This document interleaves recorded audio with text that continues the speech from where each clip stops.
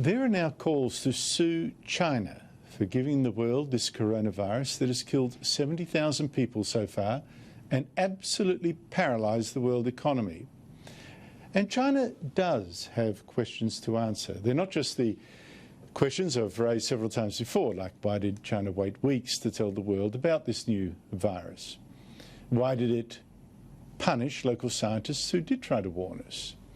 And now there's something else. The general theory is that this virus comes from a species of bat jumping over to humans, and that it all started in the seafood market at Wuhan, where wild animals are also kept and killed. But that theory is now looking very shaky.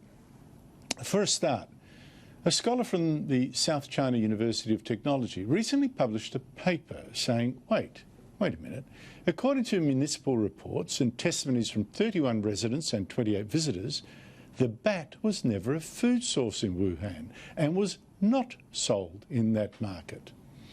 In fact, the Lancet study confirmed that the first person to get sick had no connection with the market at all, although many, of course, later did.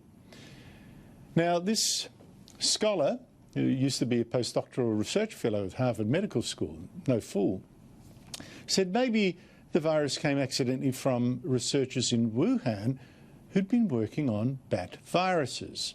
He said one such researcher at a nearby laboratory, just 300 metres from the market, reported that he'd been splashed with bat blood and urine while researching coronaviruses, although not necessarily this Covid19, we don't know.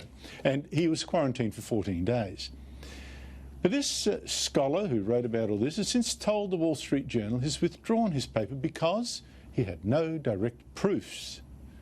But you can imagine what pressure China might have put him under to shut up.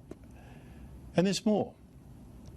That bat researcher who got splashed is virologist Qian Zhanghua, who works at the Wuhan Center for Disease Control near the market and has collected bats for virus research. Now, promotional video on him suggests that it sometimes involved poor protection.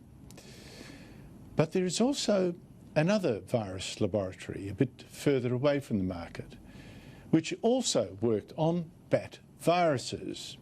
Now, this government laboratory even advertised twice last year, and I'm showing you a Google translation, for people to come work on new bat and rodent viruses it had discovered, and to do research on bats and coronaviruses related to SARS, which this laboratory traced back to bats a decade ago. I should make clear that this research is most likely about preventing illness, not causing it. And when the news broke out that Wuhan suddenly had a strange new virus erupting there, the head of this government laboratory in Wuhan, Shi Zhengli, was called in to investigate. The Scientific American reports, if coronaviruses were the culprit, she remembers thinking, could they have come from our lab? Well, later she posted on WeChat, I swear with my life, the virus has nothing to do with the lab. And I have no reason to say she's wrong. Unfortunately, I also have no reason to say she's right. I don't know. And China is not the kind of country that would welcome a confession that one of its own laboratories was to blame for all this death and destruction. So, who knows if we'll ever get to the truth? But we must keep asking questions of China. And if that takes a lawsuit, why not?